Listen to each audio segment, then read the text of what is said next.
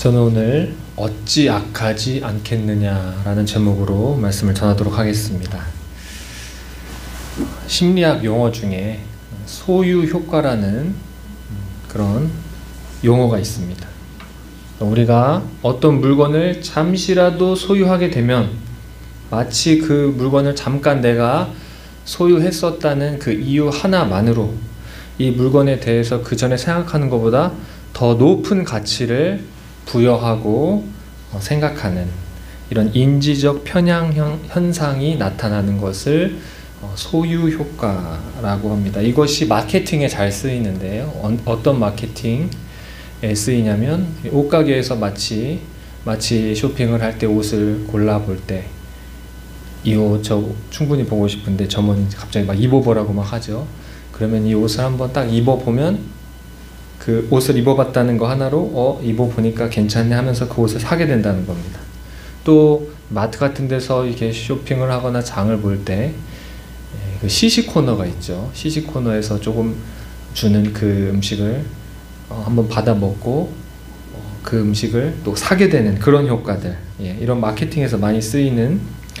그러니까 그 전에는 그렇게 좋게 생각 안 했는데, 그 전에 그렇게 먹고 싶다 생각 안 했는데 잠깐 입어보고 잠깐 조금 먹어보고 이거 괜찮네 하면서 그것을 이제 사게 되고 구입하게 되는, 이것을 이제 소유 효과라고 합니다.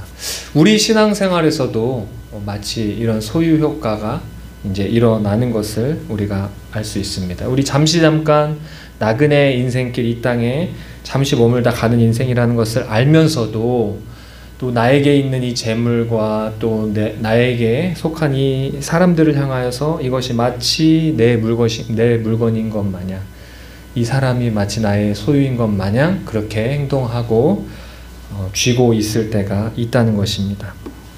그렇게 재물을 아끼고 또 나의 자녀를 아끼다가 정작 하나님께 드려야 될 때 그때를 놓치게 되고 또 하나님 앞에서 이것을 아까워하다가 결국에는 이것이 참 불신앙으로 이어지는 그런 경우가 발생한다는 것입니다. 이 말라기서에도 마치 이런 소유 효과에 속아서 하나님께서 주신 이 재물을 당연히 마땅히 하나님께 온전히 올려드리고 재물로 드려야 되는 것이 마땅함에도 그것이 아까워서 좋은 것과 안 좋은 것이 있으면 좀 덜 좋은 것을 하나님께 흠이 있는 것을 드리는 이러한 일들이 발생을 하고 또 이렇게 함으로써 제사를 온전히 드리는 것이 아니라 제사는 흉내만 내던 이런 제사장과 또 이스라엘 백성들의 이야기가 오늘 등장을 하게 됩니다. 말라기서의 배경은 이 에스라와 느헤미야 시대가 됩니다. 에스라와 느헤미야 그리고 말라기 이 세 성경이 동일하게 지적하고 있는 사항은 이방 여인과의 결혼이었습니다. 그리고 11조를 게을리하고 또 타락한 제사장의 제도, 이것을 지적하였고요. 또한 사회적 죄악을 비난하였습니다. 말라기의 특징이 그 형식이 예언적인 어떤 논쟁 형식을 띠고 있습니다. 당시 말라기 백성들 가운데 널리 마음속에 은연중에 퍼져 있던 그런 생각들을 끄집어내서 마치 그것이 어떤 사람이 한 말인 마냥 그것에 대한 반박하는 형식으로 이렇게 구성이 되어 있습니다. 이렇게 예언적 논쟁이라는 담론 형식을 통해서 우리가 볼 수 있는 것은 이 말라기 시대 이스라엘 백성들의 세계관이 어땠는가, 그들의 가치를 어떤 것을 이렇게 귀하게 여기고 가치를 가졌는지를 보여주고 있습니다. 이 말라기 선지자는 당시 이스라엘 백성들이 그들이 가지고 있던 이 그릇된 생각을 바로잡고 고치게 하고자 노력했던 것입니다. 이 제사장들의 무능과 또 불성실로 인해서 백성들 가운데 언약의 신실함을 찾아볼 수가 없었습니다. 그 현상으로 결혼 생활이 무너졌고 또 주술 행위를 하고 간음을 하고 사회적 약자를 억압하는 이런 불의한 일들이 일어났다는 것입니다. 하나님 사랑도 없고 이웃 사랑도 없던 이 시대, 율법 정신을 저버렸던 시대가 바로 이 말라기 시대의 이스라엘의 모습이었다는 것입니다. 이 말라기 시대 이스라엘 백성들이 왜 이렇게 신앙과 삶이 무너져 내리고 이 언약 백성으로서 또 하나님께서 그 오랜 시간 무너졌던 성전을 회복시켜 주시고 돌아오게 하셨음에도 이것에 향한 자부심과 하나님을 향한 감사가 아니라 이렇게 환멸과 낙담과 이런 하나님을 향한 또 의심에 빠져 있었을까요? 그 이유는 신앙과 삶의 괴리 때문이었습니다. 이 말라기 시대 이스라엘 백성은 앞으로 오실 그 메시아를 통해서 이스라엘 백성이 회복되고 이스라엘 민족이 회복될 것이라는 말씀을 예언을 듣고 기대감에 부풀어서 왔지만 그 현실에 이들이 맞닥뜨린 것은 가난과 그리고 궁핍한 생활이었습니다. 이렇게 어려움을 만나자 이 말라기 시대의 이스라엘 백성들이 마음으로는 이제 마음속에 하나님의 원망이 막 올라오기 시작하는 겁니다. 행동으로는 똑같이 여전히 하나님께 예배를 드리고 제사를 올려드리는데 그런데 그 마음속에 변화가 일어났다는 것입니다. 이 신앙의 여정을 걸으며 어려움을 만나고 또 의심이 마음에 들어오게 되고 이 말라기 시대의 백성들은 이렇게 불신앙이 마음속에 들어오면서 동시에 당시 그냥 그 세상 가운데 살던 이방 그 민족들의 모습들을 닮아가게 되는 그런 유혹을 받았다라는 것입니다. 말라기서는 이 포로기 이후에 하나님의 백성에게 그런 그들을 둘러싸고 있는 그런 이방 백성들, 하나님을 믿지 않는 자들처럼 살지 말아라 라고 이제 이렇게 경고를 하고 있는 겁니다. 오히려 너희들은 언약 백성이다. 너희들은 율법을 받은 백성이다. 너희들은 율법 정신에 맞게 율법대로 예배하는 삶을 살아야 된다라는 것을 이렇게 가르쳐 주고 있는 것입니다. 이 말라기서의 메시지는 비록 하나님의 백성이 지금 가난하고 또 약하고 또 압제받는 상황 속에 있는다 할지라도 하나님께서 하나님의 백성을 버리신 것도 아니고 하나님께서 그 백성을 사랑하지 않는 것이 아니라는 것입니다. 하나님께서 약속하신 이 회복과 응답이라는 것은 내 때에 이루어지는 것이 아니라 하나님의 때에 이루어진다는 것입니다. 이 말라기서에서 그토록 애타게 찾고 기다리고 또 기다리다가 마음이 무너져 내리기도 했던 그 대상, 그것은 메시아였습니다. 이것이 무엇을 말하는 겁니까? 우리 하나님께서 우리에게 줄 수 있는 최고의 선물은 우리가 가난에서 벗어나는 것도 아니고 우리가 가뭄을 피하는 것도 아니고 우리가 경제적 어려움을 당하는 것도 아니고 하나님께서 우리에게 줄 수 있는 최고의 선물, 우리에게 줄 수 있는 최고의 기적이라는 것은 바로 예수 그리스도를 이 땅에 보내주셨다는 것입니다. 오늘날도 이 여전히 계속되는 질문은 하나님께서는 왜 살아계시는데 나의 삶은 왜 이런 모습인가? 나는 이렇게 신앙생활 잘하는데 나의 삶은 왜 이렇게 무너져 있는가? 라는 이 질문에 대해서 적절한 질문을 하고 있는 것입니다.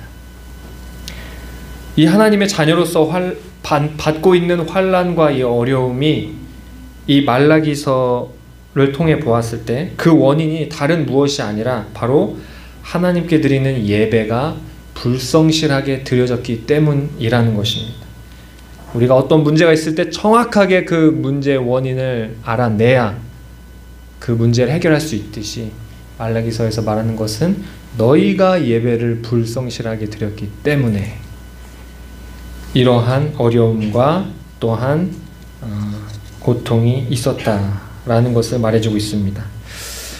그러니까 이 말라기 시대 이스라엘 백성들은 자신들이 예배에 불성실하게 드리면서 이런 어떤 겉으로 드러나는 행위만 예배하는 척하고 속으로는 하나님을 경외하는 마음이 없으면서 이런 어려움이 닥쳐왔을 때 그 탓을 하나님을 탓했다는 것입니다. 이런 적반하장의 모습, 이것이 바로 말라기 시대 이스라엘 백성들의 모습이었습니다. 이들을 향하여서 이 말라기 선지자는 회개하라고 지금 외치고 있는 것입니다.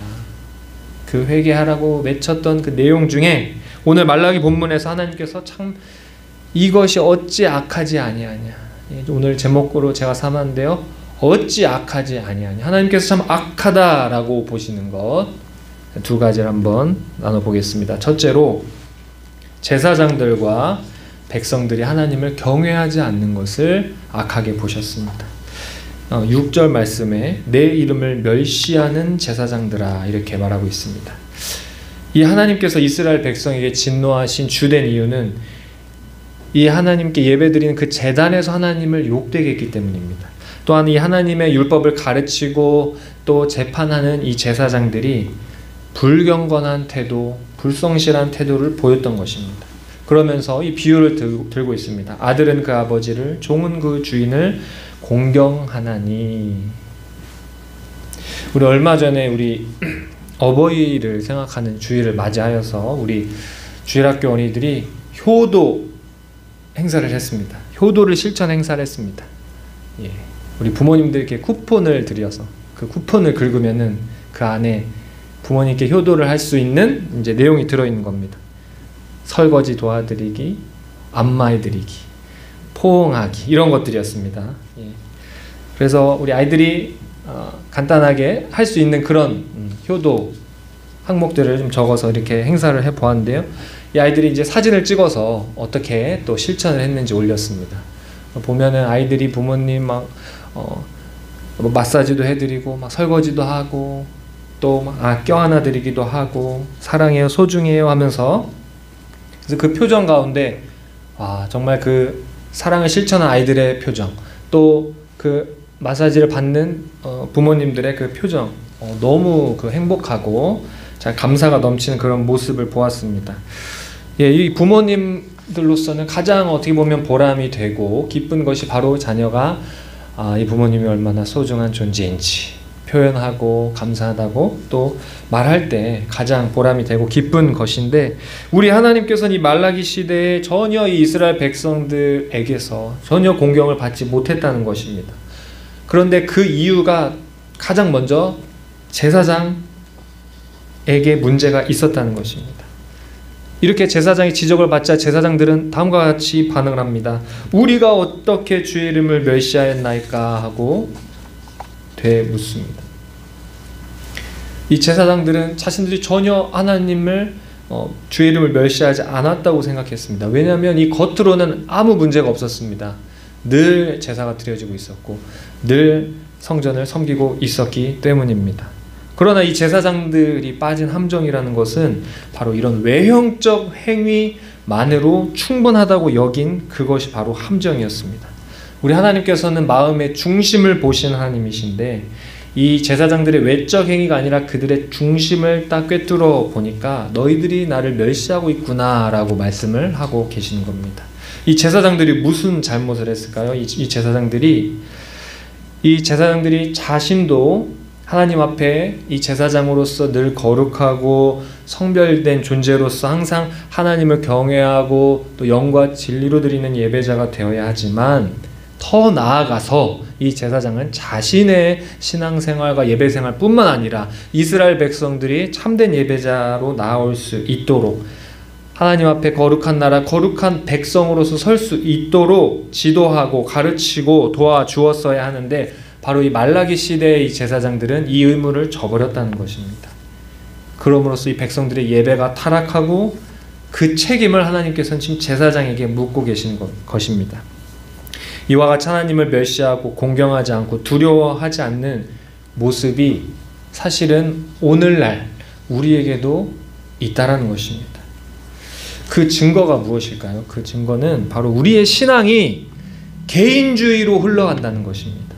이 현대사회에 가장 뚜렷하게 나타나는 현상이 바로 이 개인주의인데요.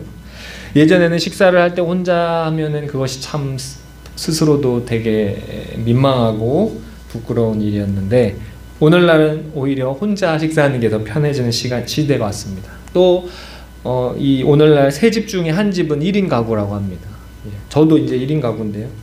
이렇게 1인 가구를 빨리 벗어나야 되는데 잘 안 됩니다. 성도님들이 기도를 더 열심히 해주셔야 될 것 같습니다. 이렇게 시대적으로만 개인주의가 된 것이 아니라 신앙에 있어서도 이것이 개인주의로 흘러간다는 것입니다. 이 개인주의적 신앙이 무엇입니까? 나만 잘 믿으면 됐지, 나만 신앙생활 잘하면 됐지, 다른 사람의 신앙은 자기가 알아서 하겠지 하고 이렇게 간섭하지 않고 신경 쓰지 않고 하는 것, 이것이 바로 개인주의적 신앙이라는 것입니다. 이 말라기 시대 이스라엘의 제사장의 문제가 자신만 제사장의 역할을 내가 이렇게 기계적으로 수행하면 됐지, 이스라엘 백성들이 온전한 예배를 드리는지 하나님께 나아가는지는 제사장이 자기의 관심에 두지 않았다는 것입니다. 이것을 하나님께서는 악하다고 지금 말씀하고 계시는 겁니다. 이것이 바로 하나님을 멸시하는 것이고, 이것이 바로 하나님을 공경하지 않는 것이고, 하나님을 두려워하지 않는 것이다 라고 지금 말씀하고 있습니다. 이 말씀을 대하는 저도 이제 교역자로서 항상 영적인 부담이 있는 것입니다. 내가 내 신앙을 잘 지키고 교역자로서 역할을 잘 수행해 나가는 것뿐만 아니라 나의 목양이 되는 대상이 되는 주의 자녀들이 정말 이 하나님 앞에 참된 예배자로 나아가고 있는지, 정말 하나님이 기뻐하시는 그 예배의 모습을 드리고 있는지, 그걸 생각할 때 항상 부족함을 느끼고 또 고민을 하고 더 좋은 방법이 없을까, 이것이 항상 이제 부담으로 있는 것입니다. 어떻게 하면 더 말씀을 가까이 할 수 있을까, 어떻게 하면 더 기도를 할 수 있게 할까, 어떻게 하면 더 뜨거운 예배를 할 수 있게 할까, 우리 아이들 어떻게 하면 이 반주자로 세워질까, 열심히 지금 반주 연습을 하고 있습니다. 항상 이 고민입니다. 그런데 우리가 이 제사장이라는 것은 목사님이나 저같이 이런 교역자만이 제사장은 아니라는 것입니다. 베드로전서 2장 9절 말씀에 주를 믿는 모든 자들을 향하여 너희는 왕같은 제사장들이다 라고 이렇게 말하고 있습니다. 또 이 종교개혁자 마틴 루터는 1520년에 작성한 그리스도인의 자유라는 이 논문을 통해서 세례받은 모든 신자는 그리스도 안에서 제사장이며 하나님 앞에 직접 나아가 예배하고 또한 말씀을 가르칠 권리와 책임이 있다라고 이렇게 말하였습니다. 바로 이 정신에서부터 이 로마 교회와 이 개신교회가 갈려져 나오는 겁니다. 이것을 만인 제사장이라고 하는데요. 당시 로마 교회에서는 이 성직자만 제사장이다 라는 이런 그릇된 생각을 가지고 평신도들을 수동적이고 또 이 사제에게 의존하는 그런 역할로 두었었습니다. 오늘 이 말라기서의 제사장들이 의미하는 바는 우리가 이제 알 수 있습니다. 이것은 무엇이냐? 바로 모든 영적 책임이 있는 자들을 지칭하는 것입니다. 영적 책임이 누구한테 있습니까? 우리 교역자들 뿐만 아니라 각 기관에서는 기관장님들에게도 있는 것이고, 구역에서는 구역장, 또 가정에서는 누구에게 책임이 있습니까? 가정에서는 부모님이 책임이 있는 겁니다. 그 가정에서 누가 제사장입니까? 부모님이 제사장인 것입니다. 또 믿는 자, 믿지 않는 자가 있으면 누가 제사장입니까? 믿는 자가 제사장입니다. 네, 이렇게 우리가 영적인 제사장으로서 참 우리가 신앙생활을 잘 할 수 있게 지도하고 또 책임이 있는 것입니다. 그런데 만약에 이 부모님이 자기는 신앙생활을 잘 하면서 이 자녀들의 신앙에 대해서 그것은 그냥 개인의 일이고 억지로 이 부모의 권위와 또 이런 억지로 신앙생활을 하게 한다면 그거는 현대적이고 세련된 부모님이 아니야 라고 생각할 수도 있다는 것입니다. 굉장히 나이스하고 뭔가 자유를 주고 그런 부모님들, 이것을 하나님이 기뻐하실까요? 현대에서는 굉장히 좋은 부모님일지 모르지만 하나님 보셨을 때는 그렇지 않다는 것입니다. 이것이 어떻게 보면 하나님의 이름을 가볍게 만드는 것이 될 수도 있고 하나님을 두려워하지 않는 모습이 될 수 있다는 것입니다. 이 내용을 전하는 저조차도 마음에 또 어떤 부담이 있느냐, 듣기 좋은 말씀, 은혜로운 말, 격려하는 말, 축복하는 말만 하고 싶은데, 그러면 하나님께서 저더러 이 하나님의 이름을 멸시하는 종이다, 이 제사장들에게 하신 이 말씀을 그대로 저에게 하실까봐 이제 두려움이 있는 것입니다. 그래서 이제 전하는 것입니다. 제가 이 자리에 선 게 우리 여러분들, 제가 좋아하고 싶은 말을 하려는 것도 아니고 또 앉아 계신 여러분들의 귀를 즐겁게 해드리려는 것도 아니고 하나님이 기쁘시게 하기 위해서, 하나님이 원하시는 말씀을 전하고 하나님이 원하시는 말씀을 들을 때 우리 성도님들이 그 말씀을 듣고 하나님 뜻을 깨닫고 또 하나님 뜻대로 살 수 있게 하는 것, 이 부분에 대해서 모두가 다 동의하실 것입니다. 그렇듯이 우리가 여기까지 종합해 봤을 때 우리가 세례받은 성도로서 또한 집 안에서는 내가 또 부모로서 내가 영적인 제사장이구나, 내가 이 영적 직분을 가진 엄중한 책임과 의무가 나에게 있구나 라고 우리가 이제 살펴보았습니다. 그러면 당시 제사장들은 바른 지도를 받지 못했던 이 이스라엘 백성의 예배 모습이 어떠했는지 또 한번 살펴보겠습니다. 하나님이 또한 무엇을 그렇게 구체적으로 악하게 보셨는가? 둘째, 제사장들과 백성들이 더러운 예배를 드리는 것을 악하게 보셨습니다.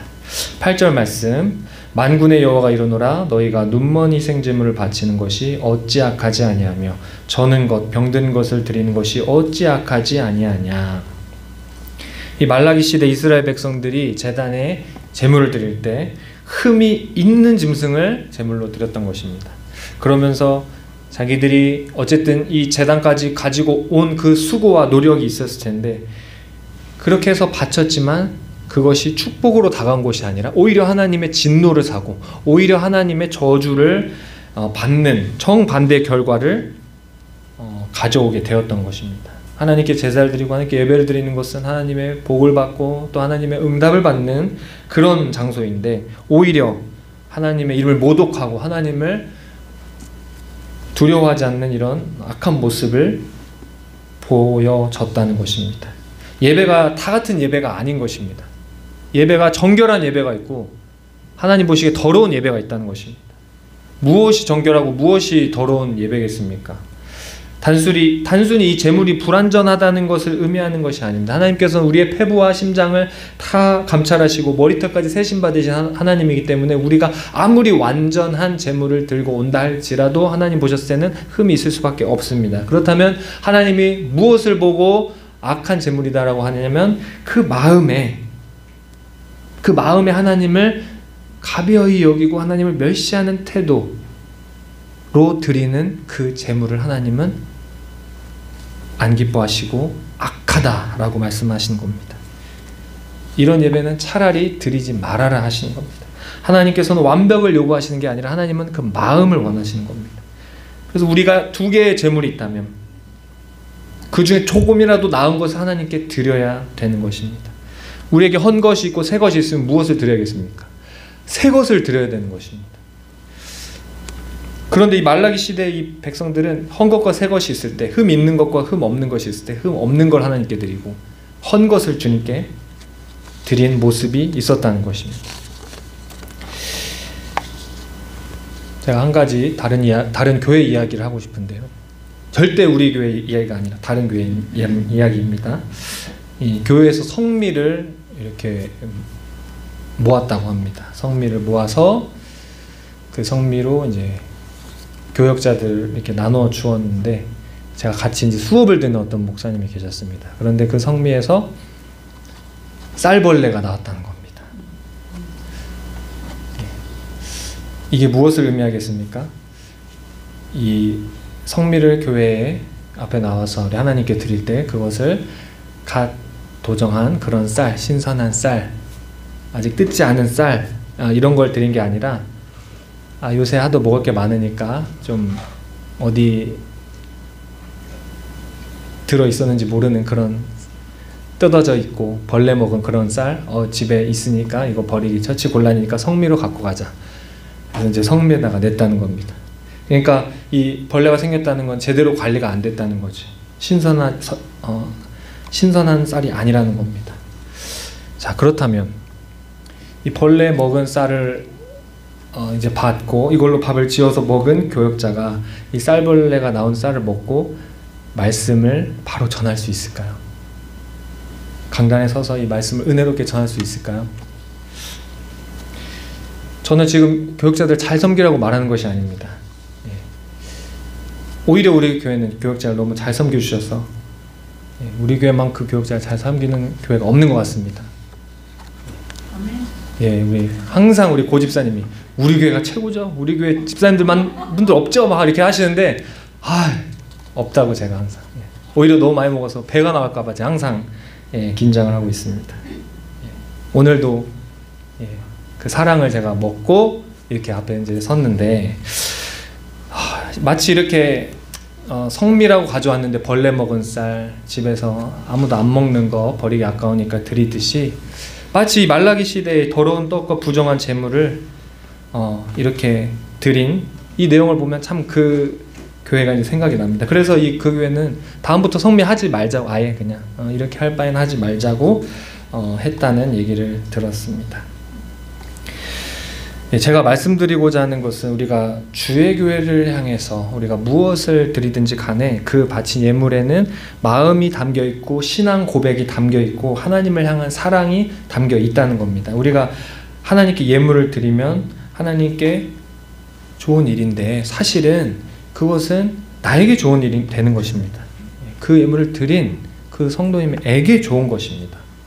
이 말라기에서 이 경제적 어려움을 겪으면서 하나님을 원망하는 이스라엘 백성을 향해 그 원인이 다름 아닌 그 제사장들과 백성들의 불성실한 그 예배 태도에 있다고 말하면서 하나님께서 오히려 너희들이 그 태도를 회개하고 너희들이 바꾸면 너희들이 복이 있을 것이다 라고 이렇게 말씀을 하고 있습니다. 말라기 3장 10절 말씀에 말라기 3장 10절 말씀에 만군의 여호와가 이르노라 너희의 온전한 11조를 창고에 들여 나의 집에 양식이 있게 하고 그것으로 나를 시험하여 내가 하늘 문을 열고 너에게 복을 쌓을 곳이 없도록 붙지 아니하나 보라. 아멘. 이 11조뿐만 아니라 하나님께 드리는 모든 것, 우리 주의 교회에, 주의 몸된 교회에 우리가 들고 나오는 모든 것은 이것은 목사님의 것이 아닙니다. 이 교회 공동체의 것이 아니라 근본적으로 이것은 하나님의 것이고 하나님의 집을 채우는 것이고 하나님의 집을 풍성하게 하는 것입니다. 그러니까 절대로 우리가 사람을 보고 봉사하고 우리가 헌신하고 이래서는 안 되는 것입니다. 반대로 우리가 사람이 밉다고 해서 그럼 해야 되는데 안 하고 아끼고 그렇게 하나님의 집이 궁핍하게 하고 그래서는 안 된다는 것입니다. 벌레 먹은 쌀을 들이다가 결국엔 성밀 아예 하지 말자고 없애버렸던 이런 교회 이야기처럼 말라기 1장 10절에서는 하나님이 이렇게 말합니다. 내 제단 위에 헛되이 불사르지 못하게 하기 위해서 너희 중에 성전문을 닫을 자가 있었으면 좋겠도다. 그러니까 더러운 재물, 흠 있는 재물, 헛된 재물, 마음에도 없는 예배, 형식적으로 드리는 예배 드릴 바엔 아예 그냥 예배를 안 받겠다고 주님이 지금 말씀을 하시는 겁니다. 우리의 예배 태도가 어떻습니까? 우리의 교회 공동체에서 봉사와 또 참여의 모습은 어떻습니까? 우리가 한번 돌아봐야 합니다. 우리가 더 좋은 예배를 드릴 수 있는데 더 정성을 다해서 드릴 수 있는 예배인데 그렇게 하진 않았는지, 내가 더 후하게 할 수 있었는데 그렇게 하진 않았는지, 인색하게 굴진 않았는지, 새 것으로 할 수 있었는데 헌 것으로 하진 않았는지 우리가 돌아보아야 합니다.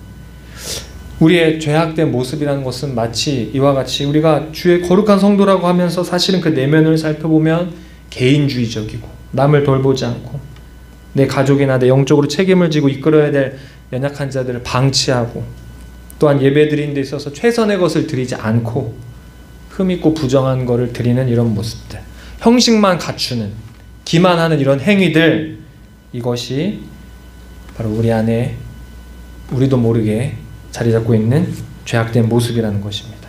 우리가 이런 악한 예배가 아니라, 하나님 보시기에 악한 예배가 아니라 우리가 정말 하나님 보시기에 선한 예배를 드리려면 어떻게 해야 될까요? 우리가 이와 같이 외식하고 더러운 예배가 아니라 정말 영과 진리로 드리는 예배를 드리려면 우리가 나의 힘과 나의 노력과 나의 의지가 아니라 성령의 감동을 따라서 우리가 예배하고 성령의 감동을 따라서 우리가 봉사를 해야 되는 것입니다. 그렇다면 이 성령의 감동이라는 것은 언제 올까요? 이 성령의 감동이라는 것은 우리가 십자가 앞에 나와서, 우리 십자가 앞에 나와서 내가 하나님 앞에 늘 넘어지고 또 내가 하나님 앞에 나도 모르게 이렇게 외식하고 또 이렇게 연약한 존재, 내가 하나님 앞에 드리기를 아까워하는 이런 죄악된 모습이 있다라는 것을 우리가 겸손하게 고백하고 나는 죄인입니다. 나는 하나님께 온전한 예배를 드릴 수 없다라는 것을 고백하고 인정하고 불쌍히 여겨달라고 우리가 부르짖어야 되는 것입니다.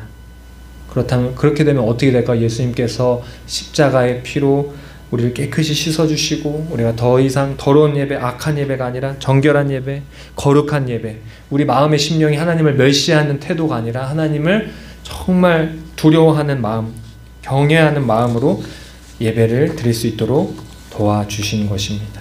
이것이 사람의 의지와 노력으로 극복할 수 있는 것이 아니라 오직 그 십자가의 보혈의 능력으로 오직 그 은혜를 힘입어서만 우리가 참된 예배자가 될 수 있습니다. 할렐루야. 이 말씀을 받는 성도로서 제가 한 가지 적용을 나누면서 마치고자 합니다. 로마서 15장 16절 말씀에 읽어드리겠습니다. 이 은혜는 곧 나로 이방인을 위하여 그리스도 예수의 일꾼이 되어 하나님의 복음의 제사장 직분을 하게 하사 이방인을 제물로 드리는 것이 성령 안에서 거룩하게 되어 받으실 만하게 하려 하심이라. 이렇게 말씀하였습니다. 그러니까 우리가 이 말씀을 받는 성도로서 해야 될 것은 바로 복음의 제사장이 되는 것입니다. 할렐루야. 우리 복음의 제사장이 되어서 이 사도 바울은 이방인을 하나님 받으신 제물로 드렸지만 우리는 누구를 드려야겠습니까? 우리 자녀들을 하나님께 드려야 됩니다.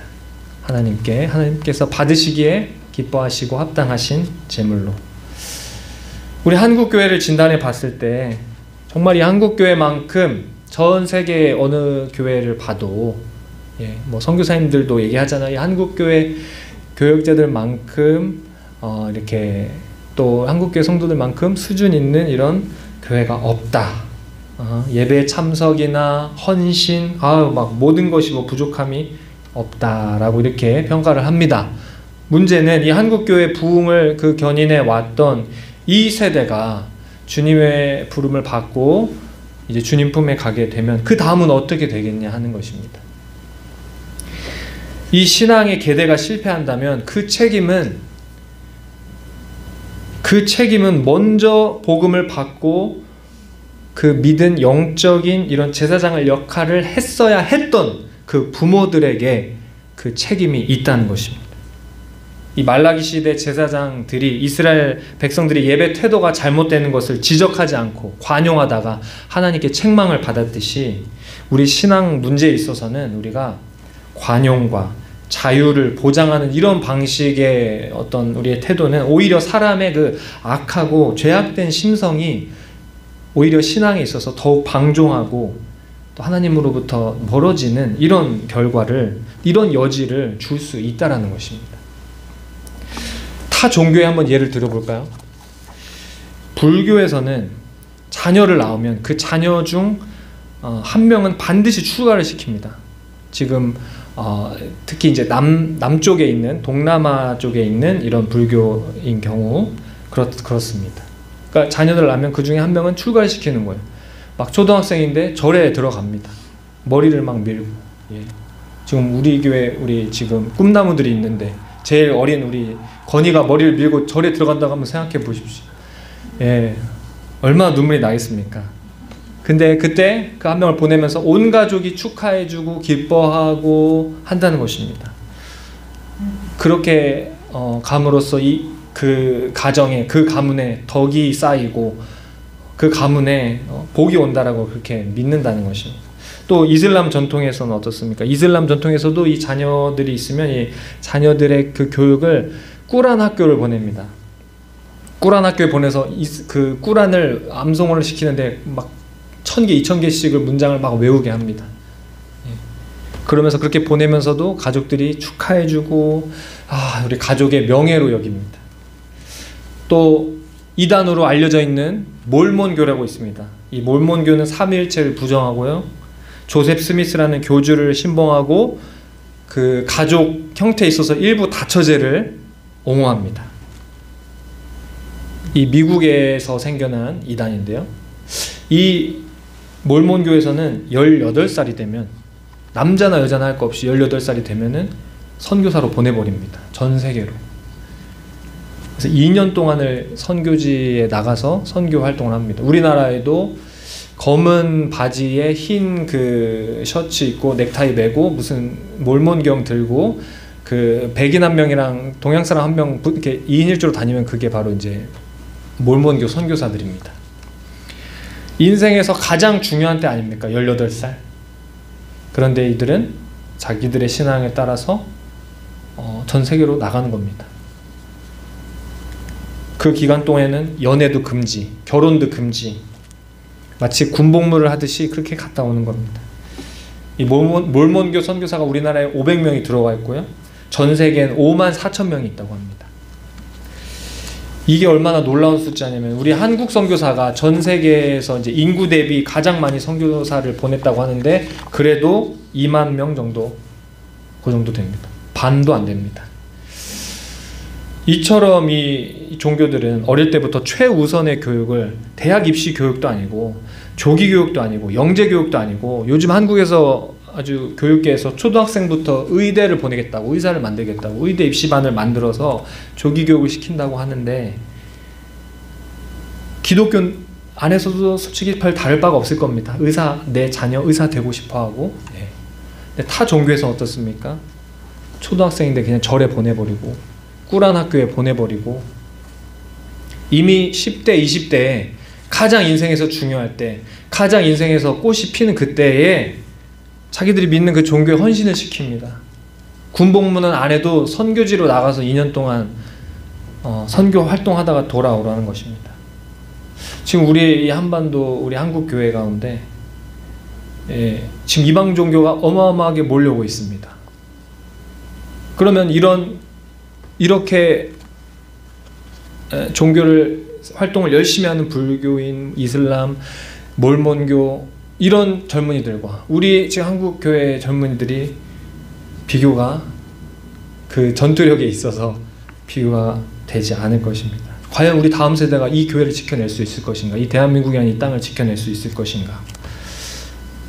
우리에게 어떻습니까? 우리 한국교회에서의 젊은이들에게 교회를 하나님을 향한 헌신이라는 것은 이런 겁니다. 이 세상에서 놀 거 다 놀고 누릴 거 다 누리고 할 거 다 하다가 뭐도 잘 안 되고 뭐 다치고 병들고 이러면 제일 마지막에 찾는 게 하나님입니다.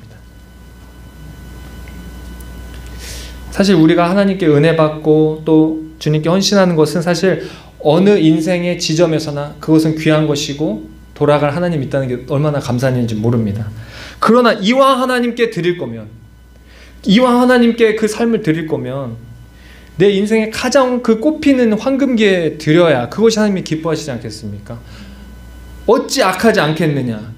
왜 흠 있는 것을 우리 모든 인생에 어떤 흠이 있는 인생이 있고 흠이 없는 인생이 있는 건 아니지만 우리가 이왕 우리의 인생을 드릴 때 정말 내가 이 땅에 살면서 하나님께 인생을 드린다 할 때 우리 자녀들을 향해서 가장 황금기에 주님께 인생을 한번 드려보라는 것입니다.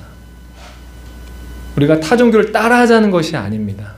우리 하나님은 그 모든 그것은 우상이고 헛된 것들인데 우리 참 하나님, 참된 창조주, 우리 영원히 우리를 하나님의 나라로 인도하시는 너무나도 감사하고 귀한 그분인데 왜 우리가 놀 거 다 놀고 누릴 거 다 누리다가 결국에는 안 되면 오는 게 왜 하나님 품이 되어야 됩니까? 내가 가장 먼저 달려가서 내 모든 귀한 것들 다 드려야 될 게 하나님이신데 참 하나님께서 이렇게 공경받지 못하는 이런 현실을 제가 많이 목격을 합니다. 오히려 이제 아이들이 은혜 받고 내가 하나님께 드리고 싶습니다. 나가겠습니다 하면은 어떻습니까? 부모님이 뜯어 말립니다. 입시가 있는데 지금 예배 빠져야 되고 봉사 못해요. 전화 옵니다. 이런 마인드를 바꿔야 됩니다. 누가 바꿔야 된다고요? 우리 복음의 제사장 된 우리 부모님들, 어른들이 바꿔야 됩니다. 우리 자녀가 한 살이라도 어릴 때, 한 살이라도 젊을 때 하나님께 그 온전히 헌신하게 되는 게 우리 부모님들의 기도 제목이 되어야 됩니다. 이 부모님들의 그 꿈이 되어야 됩니다. 그것을 위한 영적 준비를 해야 됩니다. 우리 다음 세대가 대학교를 졸업하기 전에 워킹홀리데이나 뭐 언어연수를 갈 게 아니라 우리 교회 연결된 우리 선교사님들 선교지 가서 한 1년씩 2년씩 선교지에서 있다가 올 수 있는 그 정도의 영성과 마인드와 어떤 그런 열정을 가져야 되는 것입니다. 우리 불가리아 선교사님 말씀도 다 들었잖아요. 5개나 되는 교회를 그렇게 돌보면서 불가리아, 네팔, 키르기즈스탄, 대만 등등 엄마 품을 떠나야 됩니다. 할렐루야. 엄마 품을 떠날지어다. 다음 세대의 엄마 품을 떠날지어다. 그럼 하나님 품에서 진정한 성장이 일어납니다. 말씀을 맺겠습니다. 우리가 하나님 앞에 아까워하고 억지로 드리고 그렇게 하는 악한 제물이 아니라 하나님께 자발적으로 드리는, 나의 최고의 것을 하나님께 드리는 저 여러분 되시기 바랍니다. 우리 다음 세대 인생의 황금기에서 주님께 올려드려서 우리 주님 앞에 섰을 때 우리 부모님 세대들이 정말 복음의 제사장 직분을 잘 감당하였구나 하고 착하고 충성된 종이라는 칭찬을 받는 저 여러분 되시기 바랍니다. 기도하겠습니다. 하나님 아버지 감사합니다. 말라기의 말씀을 통해서 하나님께 제물을 드리는 마음의 중심이 중요하며, 특히 복음의 제사장 된 이 기성세대가 다음 세대를 하나님 받으시기 합당한 거룩한 세대로 올려드려야 함을 배우게 되었습니다. 모든 성도님들 각 개인의 신앙뿐만이 아니라 가족 모두가 하나님이 받으시는 거룩한 산제사로 드려지는 가정 될 수 있도록 은혜 내려 주시옵소서. 예수님의 이름으로 기도합니다. 아멘.